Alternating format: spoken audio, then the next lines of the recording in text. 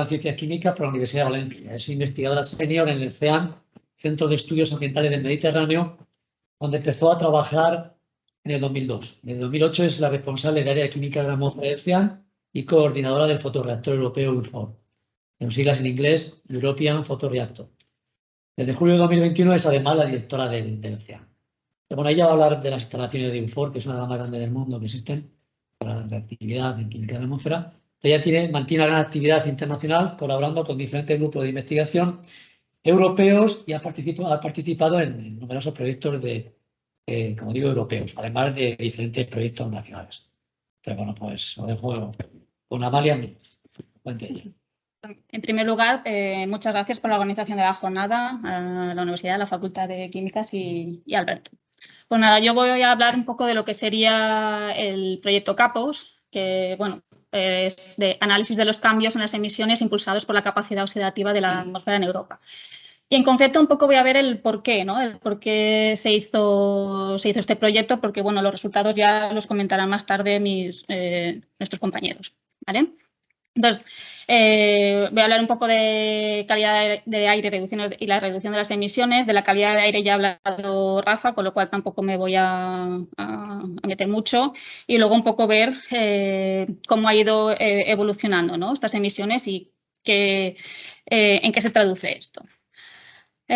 Bueno, esto ya es un poco ya lo que ha dicho Rafa. Pues a lo largo de los años pues hemos visto que sobre todo en Europa pues los diferentes contaminantes, sobre todo aquellos que están legislados, que los que más emiten y otros, pues se han ido reduciendo, ¿vale? Esto es aquí un ejemplo de lo que sería Europa y España, ¿vale? Aquí, pues en esta gráfica podemos ver el porcentaje máximo y mínimo de la población que está expuesta a lo que serían niveles por encima de los valores límites de la Unión Europea. Como vemos, bueno, aquí tenemos, digamos, estos serían valores bianuales de diferentes contaminantes. Pues en negro y en rojo pues vemos las partículas de diferentes tamaños, PM10, PM2,5. Y luego pues lo que serían el dióxido de nitrógeno y el ozono. Como vemos, pues bueno, pues parece que la población que está expuesta a estos niveles máximos, no que esté expuesta a estos contaminantes, porque estos están siempre en la atmósfera, sino estoy hablando de los niveles que superan, ¿no?, estos valores objetivos. Pues es bastante grande, ¿no? Pues en algunos casos pues puede llegar pues, del 15 al 50%. Entonces, si nos fijamos, por ejemplo, en el ozono, vemos que parecía que había una tendencia a la baja, pero bueno, pues en los últimos años, ¿vale?, pues vuelve a aumentar, ¿no?, el porcentaje de población que está expuesta a estos niveles objetivo, niveles límite. Entonces, hemos visto eso, que hay una tendencia en lo que serían las emisiones, pero esta tendencia se cumple para todos los contaminantes. Aquí quiero hacer un pequeño paréntesis.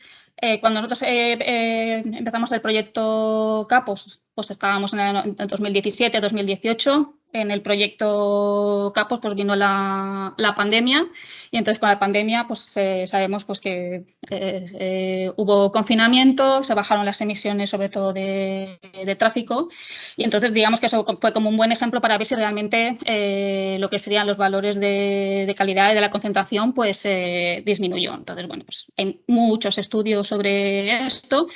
Aquí me gustaría mostraros, por ejemplo, de cómo han variado algunos de los contaminantes, ¿no?, en la ciudad de Valencia. Esta línea vertical indica el inicio del confinamiento. De 0 a 150 es el día del año, ¿vale? Y bueno, estos datos pues, están hasta el 7 de abril, o creo que era así, hasta el 7 de abril. Bueno, entonces, bueno, pues vemos que el del medio sería los valores de dióxido de nitrógeno. Pues sí que hubo una disminución bastante importante. Esto está hecho con respecto a los 3 años anteriores, o sea, se compararon los valores promedio de 2007 a 2019 y luego pues los del 2020 en este periodo de tiempo, ¿vale? Entonces, bueno, ya se veía que aquí inicialmente había una disminución, esto pues, bueno, era por las condiciones meteorológicas, porque no siempre las concentraciones son iguales, pues también tenemos que tener en cuenta las condiciones meteorológicas. Aquí pues, hubo un periodo de lluvias, pero bueno, lo que sí que se ve es que hubo pues, una gran disminución del dióxido de nitrógeno, como era de esperar. Sin embargo, si nos vamos a ver la concentración de otros contaminantes, pues vemos que, bueno, pues en el caso de PM2,5, pues no se ve pues una gran diferencia. Y si nos vamos al ozono, que es un contaminante secundario, ahora veremos cómo se forma este ozono, pues vemos que no disminuyó, sino que incluso pues, se podría decir que aumentó un poco. ¿Vale? Esto es en Valencia, pero si vemos pues, otras ciudades, vemos que incluso, no sé si lo llegáis a ver, pero en otras ciudades como en Roma y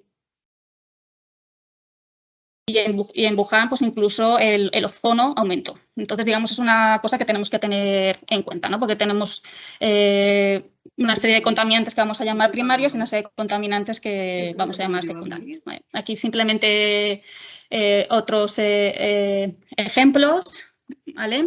Entonces, bueno, aquí pues, pongo otros contaminantes, dióxido de nitrógeno, ozono, partículas. Entonces, en azul, digamos, sería el promedio de todas estas estaciones y, claro, pues el efecto, como era de esperar, en aquellas estaciones aquí representadas en naranja, de estaciones cercanas a zonas urbanas con bastante tráfico, pues incluso pues, la reducción fue mayor. Menos en el ozono. Voy a insistir un poquito en el ozono porque es un poco problemático. Este es un estudio en la Comunidad Valenciana de material particulado. ¿Vale? Entonces, bueno, pues en este caso la comparación era con los 5 años anteriores, diferentes tipos de cabinas a lo largo de toda la comunidad. Entonces, bueno, pues en general se ve que en la mayor parte de las cabinas, pues lo que sería el material particulado ha disminuido, excepto en algunas estaciones. Y si nos fijamos en el tipo de estación, este tipo de estación corresponde a estaciones suburbanas, incluso estas están cercanas a la industria. Con lo cual, digamos, pues con esto podemos saber que dependiendo de lo que tengamos alrededor, pues las emisiones van a variar o no. Evidentemente, aquellas estaciones que más han disminuido, que más han detectado la disminución de la concentración son aquellas urbanas que tenéis aquí y con mucho tráfico alrededor. También se han hecho otras mediciones, entonces se vio claramente pues, que había una reducción de compuestos orgánicos volátiles. Esto es un poco porque, ya os digo, esto no era el objetivo del proyecto, pero el objetivo del proyecto es ver cómo las diferencias en las emisiones pues, puede variar lo que sería la formación de otros contaminantes secundarios, pero justo esto nos pasó en medio del proyecto y quería pues eso, mostraroslo. Entonces, hay contaminantes que han disminuido y otros que no, han aumentado. Entonces, lo que sería ya la base del proyecto, pues esto ya lo ha comentado un poquito Rafa, pues era pues un estudio que se hizo en la ciudad de Madrid, en la que se vio que, bueno, pues en el periodo 2007 a 2014 se habían disminuido el dióxido de nitrógeno, que este es un contaminante que proviene de fuentes donde hay combustión, tráfico, pero también pues tenemos calderas y calefacciones. Hombre, hay ciudades donde, pues, por ejemplo, en Valencia, pues no tenemos tanta contribución por parte de sistemas de calefacción, pero en otras ciudades, por ejemplo, en Madrid, o si te vas ya a otras ciudades de Europa, donde pues tienes una contribución más alta, tanto en esto como en las partículas. Bueno, pues eso. Se vio que había habido una disminución de los óxidos de nitrógeno, pero, sin embargo, había habido un aumento de lo que serían los cambios en la capacidad oxidativa de la atmósfera, en la formación de radicales, en la formación de ozono, porque estos radicales, digamos que luego interactúan con otros compuestos que puede haber en la atmósfera y puede dar lugar a otros contaminantes secundarios. Entonces, claro, inicialmente, pues uno piensa, bueno, pues si reducimos todas las emisiones, tiene que disminuir todo. Pues entonces se vio que no, que realmente pues, teníamos otros contaminantes secundarios que iban en aumento, ¿no? Entonces, es un poco lo que se vio previamente y lo que se ha comentado. Esto pasaba en Madrid, pero realmente esto es aplicable a todas las ciudades. En todas las ciudades va a pasar lo mismo. Cuando digo ciudades, también, o no solo ciudades, sino pues, en el resto de Europa, donde las condiciones son diferentes, las emisiones no son las mismas, las concentraciones de los diferentes contaminantes tampoco son los mismos. Entonces, bueno, pues aquí he preparado una especie de esquema. Supongo que algunos sí que sabéis cómo funciona algo la química atmosférica, pero bueno, como era una jornada de difusión, no estaba segura si todo el mundo conocía pues este esquema, ¿no? Entonces, bueno, pues voy a ir a explicarlo poco a poco porque no es fácil. O sea, para los que conocen la química atmosférica, pues sí que lo saben, pero para quizá los demás pues es un poco complicado, ¿vale? Entonces, bueno, como hemos comentado, nosotros tenemos ya sea en las ciudades o en otros sitios, pues una serie de contaminantes primarios, ¿vale? Entonces, normalmente vamos a llamar los compuessts orgánicos volátiles y los óxidos de nitrógeno. En este caso voy a hablar tanto del monóxido de nitrógeno como el dióxido de nitrógeno. Estos dos, como hemos comentado, se producen primariamente donde hay procesos de combustión, porque en la atmósfera tenemos nitrógeno y entonces con el oxígeno pues, se producen estos óxidos de nitrógeno. Y los compuestos orgánicos volátiles pues, son emitidos pues, por diferentes... Pues si utilizamos combustibles fósiles, si estamos en zonas rurales, pues las propias plantas pueden emitir también compuestos orgánicos volátiles biogénicos. Entonces, bueno, tenemos toda esta mezcla y, bueno, en el aire pues tenemos unos radicales que se llaman radicales hidroxilo, que son estos que he puesto aquí. Se pueden formar de diferentes maneras. Uno de ellos puede ser pues, la fotólisis de vapor de agua, porque haya ozono en la atmósfera y también se puede formar, o como ya veremos, a partir de reacciones químicas de otros compuestos. Pues bueno, pues estos radicales OH reaccionan con los compuestos orgánicos volátiles para dar otro radical, ¿vale? Y este radical, en presencia de oxígeno, pues me da un radical peróxido. Y bueno, aquí viene lo interesante, pues este radical, si estamos, por ejemplo, en una zona urbana en la que tenemos el óxido de nitrógeno, pues reacciona para darnos NO2, ¿vale? Entonces, NO2, este compuesto en presencia de la luz, o sea, si estamos en condiciones diurnas, si tenemos simplemente porque tengamos sol, o sea, incluso nublado también, simplemente la radiación, ¿no? Pues la fotólisis de este compuesto nos da una molécula de ozono, ¿vale? Entonces, aquí tenemos este contaminante secundario que os he hablado antes, ¿vale? Y que puede ser importante, ¿vale? Si no tuviéramos esta parte de la reacción, que solo tuviéramos óxidos de nitrógeno, pues el ozono puede volver a reaccionar con el monóxido de nitrógeno para darnos otra vez una molécula de NO2. O sea que si no tuviéramos compuestos orgánicos volátiles, el ozono que se formaría el balance sería cero. Pero bueno, como tenemos todos estos compuestos, pues en la atmósfera sigue habiendo reacción, sigue reaccionando, ¿vale? Entonces, bueno, pues como tenemos oxígeno, pues este radical nos da lugar a lo que serían otros compuestos orgánicos secundarios, ¿vale? Entonces, estos compuestos orgánicos secundarios pueden ser, en algunos casos, pueden seguir siendo volátiles, con lo cual pueden volver a seguir reaccionando, y hay otros que pues, pueden ser menos volátiles y dar lugar a aerosoles. Bueno, pues en esta reacción se nos vuelve a generar otro radical, que se llama HO2, ¿vale? Y pues este radical, otra vez en presencia de monóxido de nitrógeno, ¿vale? De monóxido de nitrógeno nos da otra molécula con el NO2, perdón, con el monóxido de nitrógeno nos da otra molécula de ozono, ¿vale? Entonces, ya estamos viendo que aquí pues tenemos que se nos está formando ozono.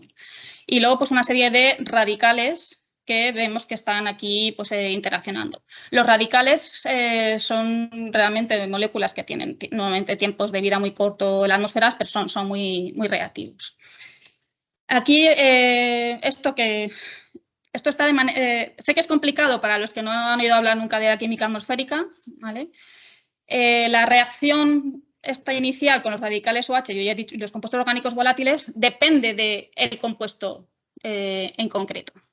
Con lo cual, pues, no todos los compuestos tienen el mismo potencial para formar ozono. Con lo cual, ya pues, es importante saber de qué mezcla, o sea, cuál es la composición, ¿no? Digamos, de esta masa de los compuestos orgánicos volátiles. Porque, os digo, no todos forman, no tienen la misma capacidad para formar ozono. Bueno, pues como comentaba, estos compuestos orgánicos secundarios pues vuelven a entrar en el ciclo, ¿vale? Y vuelven a empezar otra vez lo que sería este ciclo. Entonces, claro, aquí estamos pensando pues, en una atmósfera pues, en condiciones estables, que no hay mucho viento, pero ahora imaginaros pues, bueno, pues que todo esto, pues, si hubiese viento, pues eso se iría transportando pues, hacia otros lugares. En estos otros lugares pues ya tenemos menos monóxido de nitrógeno, con lo cual pues a lo mejor podríamos ir acumulando ozono. ¿Por qué?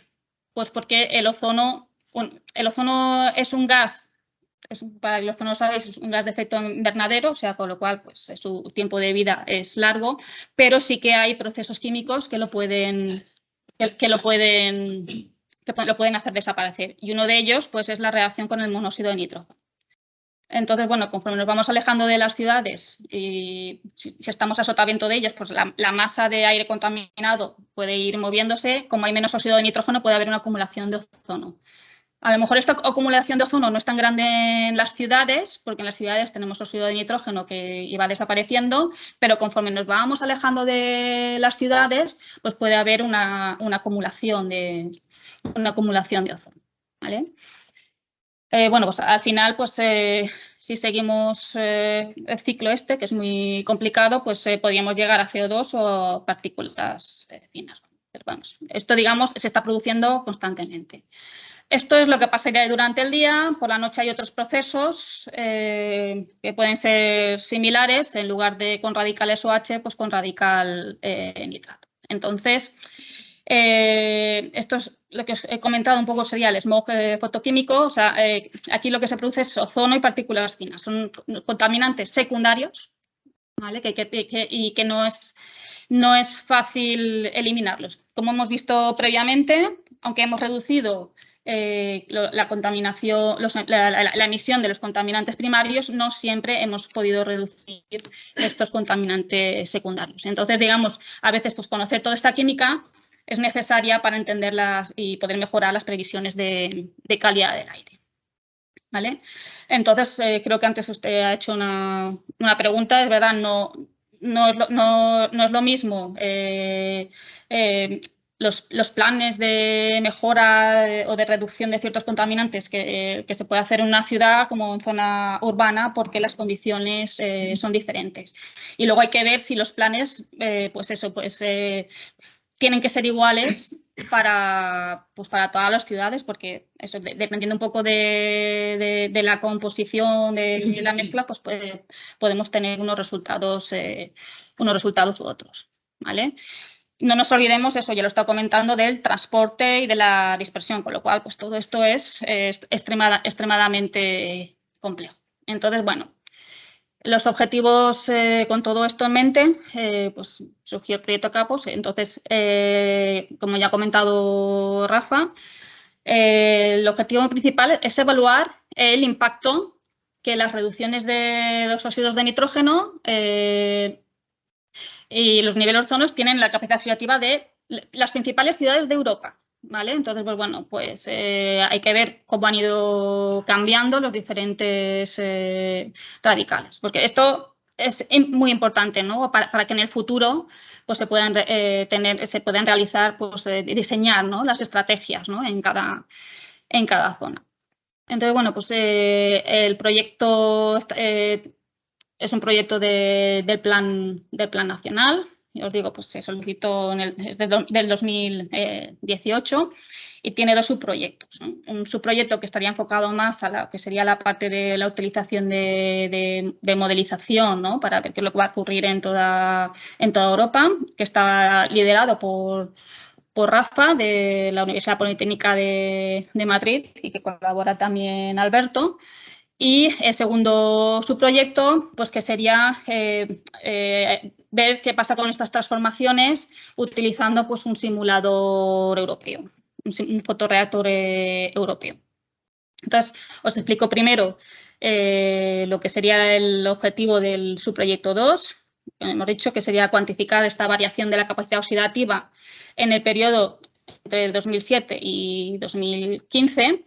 Y pues, interesa ver cómo ha variado la producción fotoquímica de ozono en diferentes condiciones, urbano y rural, la variación de los diferentes radicales, el radical hidroxilo, que es el que un poco es el que comienza, ¿no? Toda esta reactividad en condiciones diurnas, o el nitrato por las noches, y la formación su impacto en la formación de aerosoles y en la tasa de depósito de las sustancias nitrogenadas en distintos entornos. Pues bueno, pues para ello se han utilizado diferentes modelos. Pues se ha utilizado el CAMS para lo que serían los inventarios de emisiones. Para el modelo de transporte, pues se ha utilizado el Community Multiscale Quality, y luego, importante, lo que se han hecho es, lo que se intenta hacer, ya nos lo explicará Dawn, es bueno, pues, hacer representaciones de invierno y verano, porque las condiciones no son las mismas, ni las emisiones son las mismas. Normalmente en invierno pues, las concentraciones que podemos encontrar de dióxido de nitrógeno son más altas.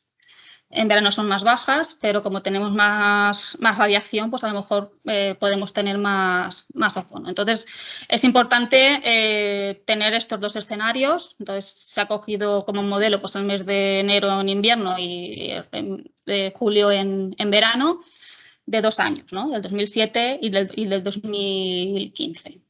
Y luego, pues que para lo que serían las simulaciones de las condiciones meteorológicas, pues se ha utilizado el WRF y se ha utilizado como referencia de la parte de meteorología al 2015. Un poco pues para evitar, pues si un año es mucho más lluvioso que otro, pues para homogeneizar estos datos.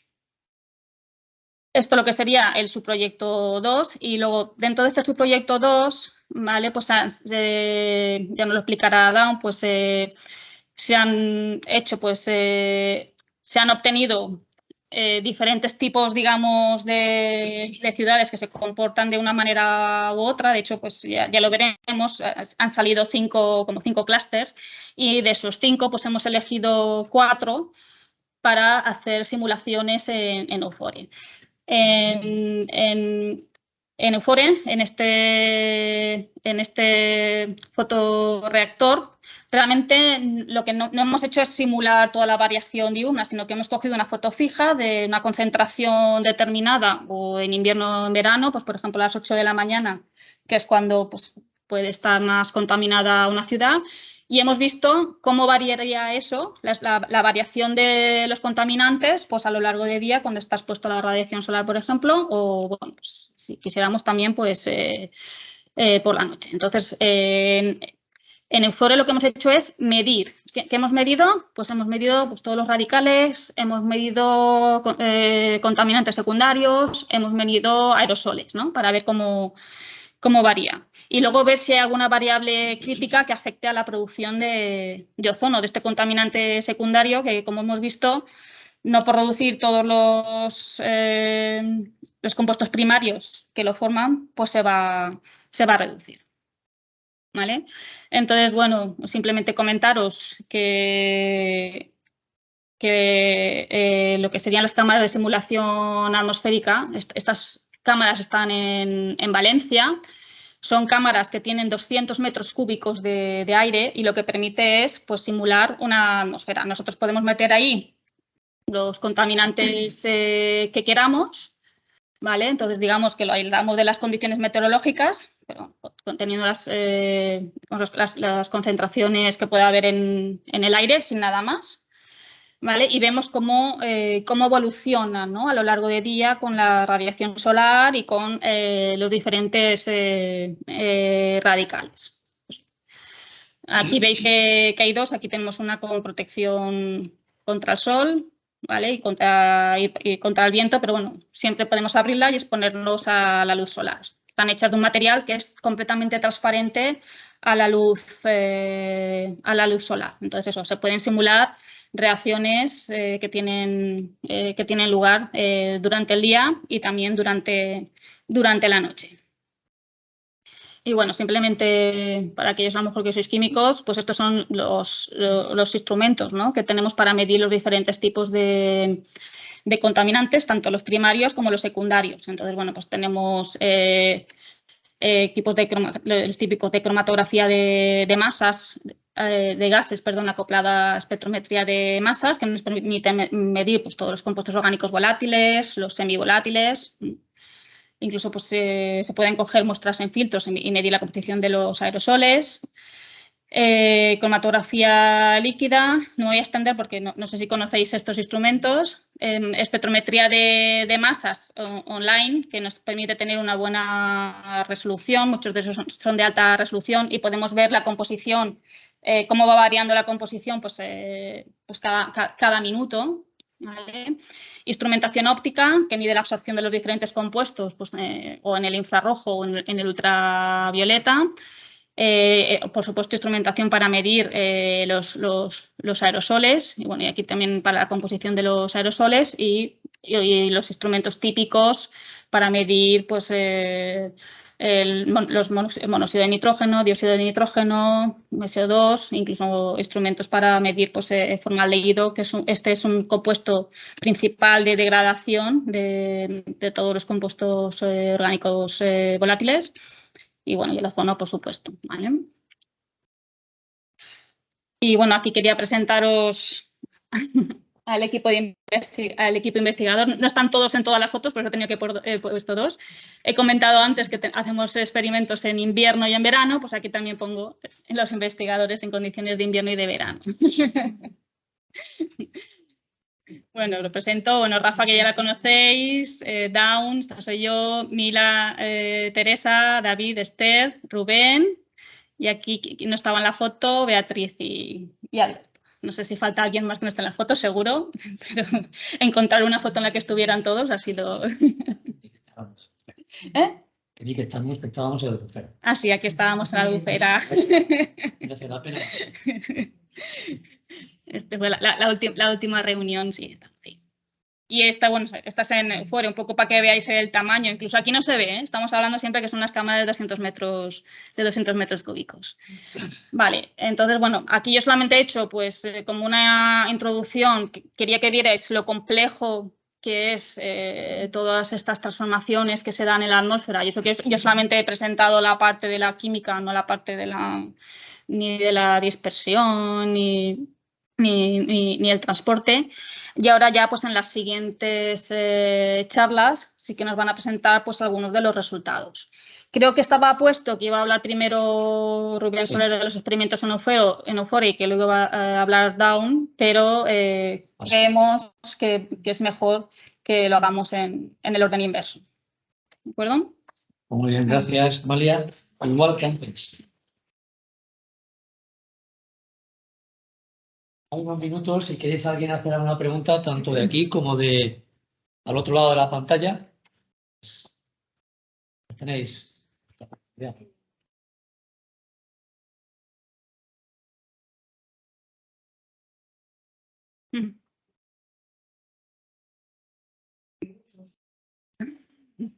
Es que depende de dos cosas.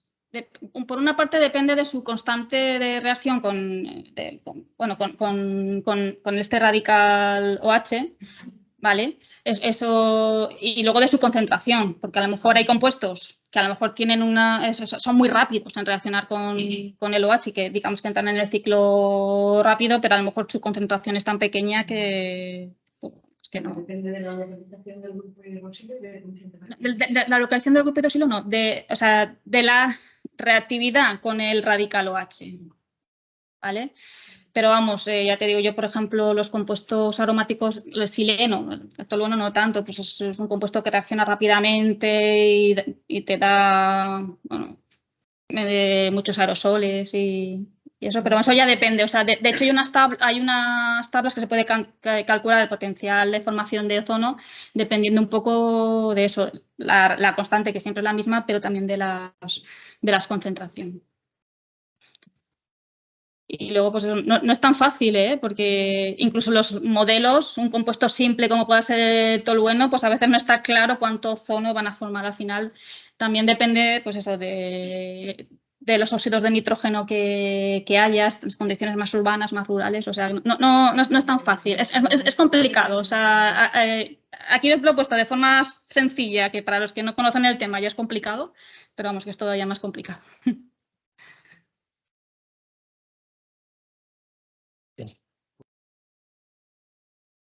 En la última campaña que has puesto me ha reventado la pregunta. Porque he visto que no interesáis el amoníaco. ¿Qué implicaciones del amoníaco en todos estos especies contaminantes? Ya sé que es una fuente primaria, pero el amoníaco reacciona con los óxidos de nitrógeno y de azufre y forma aerosoles. ¿Por qué nunca se suele poner el amoníaco con la cantidad de amoníaco que se quita tan calidad? ¿Por qué no se suele poner dónde?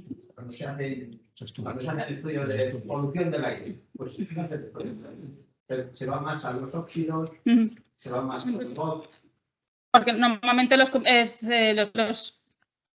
compuestos que se van oxidando, o sea, es más rápida la otra reactividad, ¿vale? Pero bueno, el amoníaco es importante. Pasa que el amoníaco, por ejemplo, es muy difícil de medir y a veces pues, no se sabe cuánto amoníaco hay realmente. Pero bueno, los estudios ahora sí que están intentando ver cómo afecta sobre todo a la formación de aerosoles, ¿vale? Que es donde más pueden influir.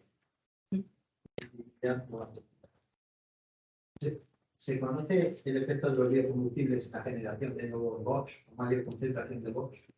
Porque he oído que están aumentando ciertas sustancias o que podrán aumentar fruto de la combustión de los nuevos combustibles. Es que, claro, un poco tienes que ver la composición de esos combustibles. Por ejemplo, si pensamos en las gasolinas y gasolina del diésel, a lo mejor la gasolina emite más compuestos orgánicos volátiles porque son, digamos, la composición que tienes con compuestos más pequeños, ¿no? A lo mejor el diésel, pues los compuestos son más grandes. Entonces, lo que serían volátiles, pues a lo mejor las gasolinas emiten más. Entonces, depende un poco de la composición de los biogos. Si estamos hablando de etanol, es un compuesto pequeño, no te va a formar compuestos mucho más grandes, pero depende de...